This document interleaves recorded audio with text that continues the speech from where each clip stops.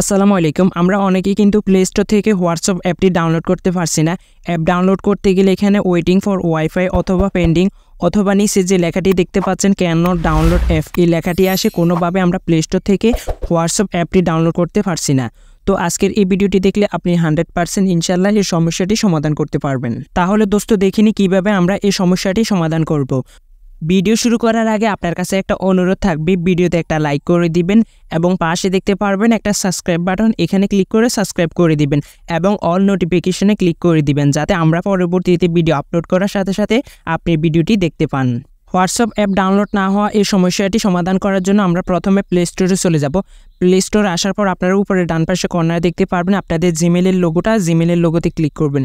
এরপর নিচে দেখতে পারবেন সেটিং অপশনে ক্লিক করবেন। এরপর এখান থেকে নেটওয়ার্ক প্রেফারেন্স দ্বিতীয় নম্বরে একটা অপশন দেখতে পারবেন, নেটওয়ার্ক প্রেফারেন্স, এখানে ক্লিক করবেন। এরপর অ্যাপ ডাউনলোড প্রেফারেন্স এই অপশনটাতে ক্লিক করবেন। এখানে ক্লিক করার পর প্রথমে যে অপশনটা আছে ওভার এনি নেটওয়ার্ক, যেটাই সিলেক্ট করা থাকুক না কেন আপনারা এখান থেকে ওভার এনি নেটওয়ার্ক এটা সিলেক্ট করে দিবেন।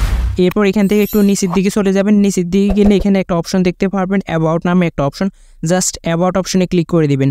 অ্যাবাউট অপশনে ক্লিক করার পর নিচে দেখতে পারবেন আপডেট প্লে স্টোর, এই আপডেট প্লে স্টোর এই অপশনটাতে ক্লিক করে দিবেন। এখানে ক্লিক করে দিলে আপনার প্লে স্টোরটা আপডেট হতে থাকবে। এটা কিন্তু স্ক্রিনের মধ্যে কোনোভাবে শো করবে না, এটা ব্যাকগ্রাউন্ডে আপডেট হতে থাকবে। এরপর কী করবেন, আপনারা প্লে স্টোর থেকে বের হয়ে যাবেন। এরপর আপনারা প্লে স্টোর যে অ্যাপটা আছে এই অ্যাপটাকে ক্লিক করে ধরে রাখবেন। অ্যাপটা ক্লিক করে ধরে রাখলে উপরে দেখতে পারবেন একটা আই বাটন অপশন চলে আসবে। আই বাটন অপশনের মধ্যে ক্লিক করবেন। আই বাটনে ক্লিক করার পর এরকম একটা অপশন আসবে। এরপর এখান থেকে স্টোরেজ এই অপশনটাতে ক্লিক করবেন। এখানে ক্লিক করার পর আপনারা এখানে দেখতে পাচ্ছেন প্রথমে রেড কালারে ক্লিয়ার ডাটা এবং দ্বিতীয় নম্বরে দেখতে পাচ্ছেন ক্লিয়ার ক্যাচ, এই অপশনটাতে ক্লিক করে দিবেন। দোনোটা অপশনে ক্লিক করে আপনি আপনার প্লে স্টোরের স্টোরেজগুলোকে ক্লিয়ার করে নেবেন।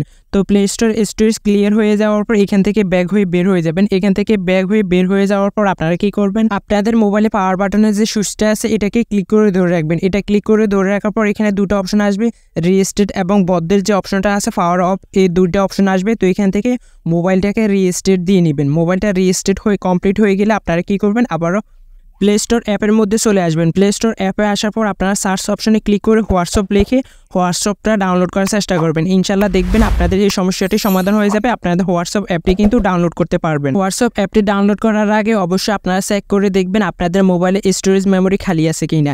অনেক সময় স্টোরেজ মেমোরি খালি না থাকার কারণে কিন্তু কোনো অ্যাপ ডাউনলোড হয় না। এটা আগে চেক করে নেবেন যে আপনাদের মোবাইলে স্টোরেজ মেমোরি খালি আছে কিনা। যদি দেখেন খালি আছে তাহলে আপনারা প্লে স্টোরে এসে হোয়াটসঅ্যাপটি ডাউনলোড করার চেষ্টা করবেন। দেখবেন ইনশাল্লাহ হোয়াটসঅ্যাপটি আপনি অনায়াসে ডাউনলোড করতে পারবেন। আমার এখানে দেখতে পাচ্ছেন হোয়াটসঅ্যাপ অ্যাপটি কিন্তু ডাউনলোড হইতেছে, কারণ আমি যে সেটিংসগুলো ঠিক করলাম এই সেটিংসগুলো ঠিক করার পর ইনশাল্লাহ হোয়াটসঅ্যাপ বা প্লে স্টোরের মধ্যে যে কোনো সমস্যা থাকবে ইনশাল্লাহ সব সমস্যার সমাধান হয়ে যাবে।